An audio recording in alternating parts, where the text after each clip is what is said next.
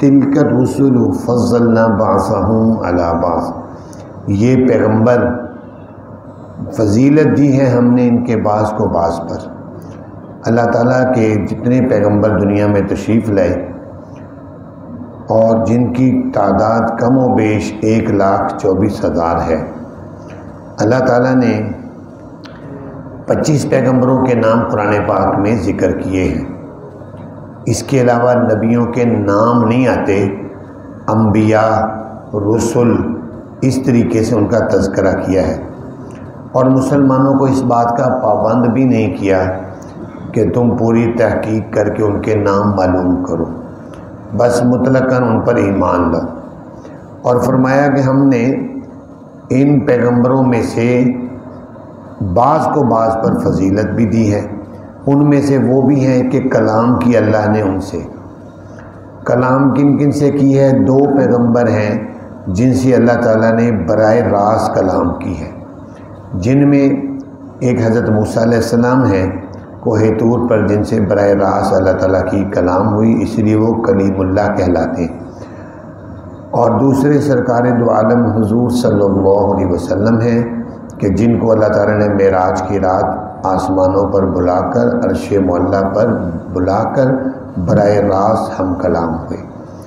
تو 2 پیغمبر، اس کے علاوہ فرمایا وَرَفَعَ بَعْضَهُمْ دَرَجَاتٍ، اور بلند کیے ان میں سے بعض کے درجات۔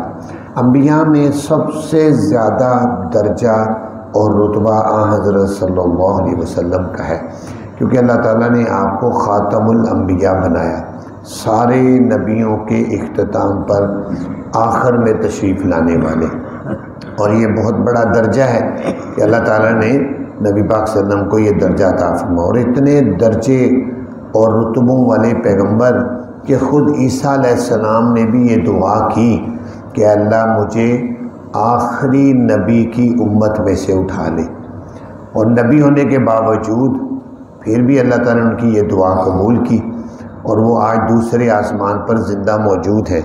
قرب قیامت میں اتریں گے اور دنیا میں 40 سال تک زندہ رہیں گے، پھر فوت ہو کر روضہ اقدس میں ایک قبر کی جگہ موجود ہے، وہاں ان کی تدفین ہوگی۔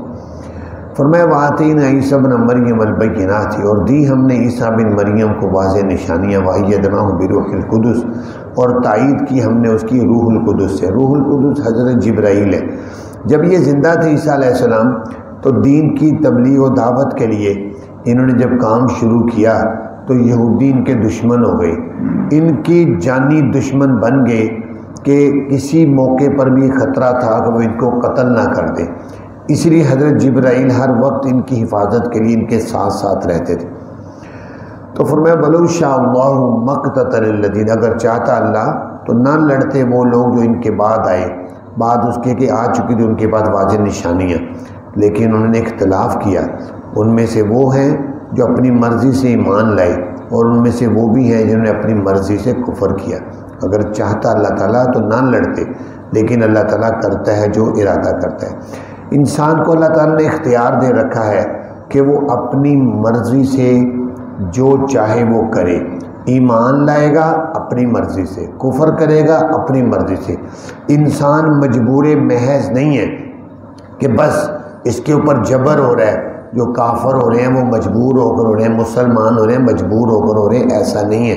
اللہ تعالیٰ نے انسان کو امتحان میں ڈالا ہی اس لیے، اور امتحان ہوتا ہی تب ہے کہ جب اختیار دے دیا جائے کہ اپنی مرضی سے جو مرضی کرو، پھر میرے پاس آؤ گے تو میں تمہیں بتاؤں گا کامیاب کون ہوگا۔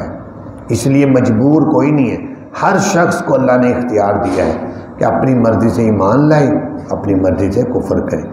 اے ایمان والو، خرچ کرو ان چیزوں سے، رزق دیا ہم نے تمہیں پہلے اس کے کہ آ جائے ایک دن نہیں ہوگی کوئی خرید و فروخت اس میں، ولا خلت، اور نہ ہی دوستی، ولا شفاع، نہ ہی سفارش ہوگی، اور کافر لوگ وہی ظالم ہیں۔ اس آیت میں اللہ تعالیٰ نے فرمایا کہ جو رزق ہم نے تمہیں دیا ہے، آج تم زندہ ہو اس میں سے خرچ کر لو، کیونکہ ایک دن ایسا آنے والا ہے کہ اس دن کوئی خرید و فروخت، کوئی سودے بازی، کوئی دوستی یاری، کوئی کام نہیں آئے گی۔ اور قرآن پاک میں بھی آتا ہے اور روایات میں بھی آتا ہے کہ اگر انسان کوئی دوزخی جب دوزخ میں جانے لگے گا، کوئی کافر جب جہنم میں جانے لگے گا، وہ اس بات کو پسند کرے گا کہ کاش اس زمین سے لے کر آسمان تک جتنا خلا ہے دنیا میں، یہ سارا سونے چاندی کا بھر جائے اور میرے پاس ہوتا تو میں اللہ کو دے کر اپنے لیے جنت کا فیصلہ کروا لیتا، اپنے لیے ایمان کی منظوری کروا لیتا۔ لیکن وہاں تو ایک ٹوٹی کوڑی بھی نہیں کسی کے پاس ہوگی، ہاں نیکیاں ضرور ہوں گی کسی، کیونکہ دنیا کی چیزیں دنیا میں رہ جائیں گی۔ تو فرمایا اس قیامت کے دن پھر کوئی سودے بازی نہیں ہوگی، کوئی دوستی یاری نہیں چلے گی، ولا شفاع، اور کوئی سفارش نہیں ہوگی، اور کافر لوگ وہی ظالم ہیں۔ اللہ لا الہ الا ہو، اللہ ہی وہ معبود ہے کہ نہیں کوئی معبود مگر وہ، وہی مشکل کشا ہے، وہی حاجت روا ہے، وہ اللہ ہی فریاد رس اور دستگیر ہے، وہی نفع نقصان کا مالک ہے۔ الحی القیوم، وہی زندہ ہے، ہمیشہ سے زندہ ہے اور ہمیشہ زندہ رہے گا۔ القیوم، وہی قائم رکھنے والا ہے کائنات کی ہر چیز کو۔ لا تأخذہ سنۃ ولا نوم، نہیں پکڑتی اس کو اونگ اور نہ ہی نیند۔ ان نیند سے پہلے ایک اونگ آتی ہے، نہ تو اللہ کو اونگ آتی ہے اور نہ ہی وہ نیند کا محتاج ہے، کیونکہ تھکنا کمزوری کی علامت ہوتا ہے، مخلوق تھکتی ہے، خالق تھکتا نہیں۔ اللہ تعالیٰ نے موسیٰ علیہ السلام سے کہا کہ موسیٰ علیہ السلام نے اللہ تعالیٰ سے کہا، اے اللہ آپ کائنات کو چلاتے ہیں، کیا آپ کو نیند نہیں آتی؟ کیا آپ تھکتے نہیں ہیں، سوتے نہیں ہیں؟ اللہ تعالیٰ نے کہا موسیٰ اگر میں سو جاؤں تو یہ کائنات ساری تباہ و برباد ہو جائے۔ اور فرمایا بطور مثال کے تم اپنے دونوں ہاتھوں میں پانی کے 2 پیالے لے کر بیٹھ جاؤ اور سونا نہیں ہے تم نے، اور ساری رات تم بیٹھے رہے۔ جب وہ بیٹھ گئے ساری رات بیٹھے رہے، آدھی رات کے بعد جب ان کو نیند آئی تو پیالہ پیالے سے ٹکرایا، پیالے بھی ٹوٹ گئے، پانی بھی گر گیا۔ تو اللہ تعالیٰ نے بتایا کہ موسیٰ دیکھو جیسے تم سوئے ہو اور یہ سارا کچھ ٹوٹ گیا، پیالے ٹوٹ گئے، پانی گر گیا، اسی طرح میں سوتا نہیں، اور نہ ہی اللہ تعالیٰ کو سونے کی حاجت اور ضرورت ہے، کیونکہ سوتا وہ ہے جو تھکتا ہے، اور تھکنا کمزوری کی علامت ہے۔ اللہ تعالیٰ ہر کمزوری اور نقص سے پاک ہے۔ لہو ما فی السماوات و ما فی الارض، اس اللہ ہی کے لیے ہے جو کچھ آسمانوں میں ہے، جو کچھ زمینوں میں ہے۔ من ذا الذی یشفع عندہ الا بإذنہ، کون ہے جو سفارش کر سکے اس اللہ کے پاس مگر اللہ کی اجازت سے۔ اللہ کے وہاں پر بارگاہ میں جب قیامت کے دن عدالت لگے گی، کسی کو جرت نہیں ہوگی سفارش کر سکے، ہاں اللہ کی اجازت اگر ہوگی تو سفارش ہوگی۔ نبی پاک صلی اللہ علیہ وسلم نے ارشاد فرمایا کہ میں اس وقت سفارش کے لیے ایک سجدہ کروں گا، اور یلہمنی المحامدہ، اللہ تعالیٰ میرے دل و دماغ میں اس وقت ایسے تعریفی الفاظ القاء فرمائیں گے، ان الفاظ سے میں اللہ کی حمد و ثنا کروں گا، اور لمبا اور طویل سجدہ ہوگا۔ آخر اللہ تعالیٰ فرمائیں گے ارفع راسک، اے پیارے پیغمبر اپنا سر مبارک اٹھائیے، اشفع تشفع، آپ سفارش کریں ہم آپ کی سفارش قبول کریں گے۔ تو سفارش تو ہوگی، لیکن بدکار، گناہگار، سیاہکار، کفار، ان کی سفارش نہیں ہوگی، ہاں اللہ کے نبی کی سفارش ہوگی، ایمان والوں کی سفارش ہوگی۔ بلکہ روایت میں یہاں تک بھی آتا ہے کہ ایک آدمی دوزخ میں چلا جائے گا اور مسجد میں نماز پڑھتا تھا، نمازی کہیں گے کہ یا اللہ وہ تو ہمارا نمازی تھا، ہمارے ساتھ محلے کی مسجد میں اکٹھے نمازیں پڑھتے تھے، اور وہ جہنم میں چلا گیا۔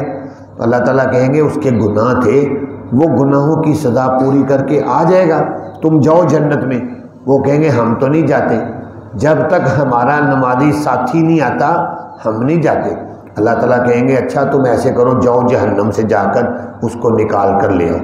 وہ کہیں گے یا اللہ ہمیں مروانا ہے، جہنم میں جا کر ہم تو سڑ کے کولا ہو جائیں گے۔ اللہ تعالیٰ فرمائیں گے فکر نہ کرو، تمہیں جہنم کچھ نہیں کہے گی۔ وہ جائیں گے، واقعی جہنم ان کو کچھ نہیں کہے گی، کوئی نہیں چلے گا۔ وہ جائیں گے اپنے نمازی بھائی کو دیکھیں گے، اس کا ہاتھ پکڑ کے جہنم سے نکال کر جنت میں لے جائیں۔ اس لیے مسجدوں میں نماز پڑھنے کا حکم ہے کہ نمازی بھی نمازیوں کے لیے سفارش کر دیں گے قیامت کے دن۔ اور فرمایا وَلَا يُحِيطُونَ بِشَيْءٍ مِّنْ عِلْمِهِ إِلَّا بِمَا شَاءَ، نہیں احاطہ کرتے وہ کسی چیز کے ساتھ اس کے علم سے مگر جو چاہے۔ وسیع کرسی السماوات والارض، وسیع ہے اس کی کرسی آسمانوں و زمینوں سے۔ ولا یعودہ حفظہما، نہیں تھکاتی اس اللہ کو آسمانوں و زمینوں کی حفاظت۔ وہو العلی العظیم، اور وہ بڑا بلند ہے، بہت بڑا ہے۔ یہ آیت الکرسی ہے، روایات میں ہے نبی پاک صلی اللہ علیہ وسلم نے فرمایا جو شخص بھی صبح کو آیت الکرسی پڑھ کے دم کر لے تو اس کو اللہ تعالیٰ شیاطین جنات سے محفوظ رکھتے ہیں، اور رات کو جو پڑھ کے دم کر لے پھر رات کو محفوظ رہتا ہے۔ اور خود نبی پاک صلی اللہ علیہ وسلم کے بارے میں آتا ہے حدیث مبارک میں کہ آپ ایسے پھونک مار کر دم کر کے اپنے ہاتھوں پر پورے جسم پر ایسے ہاتھ مال لیتے۔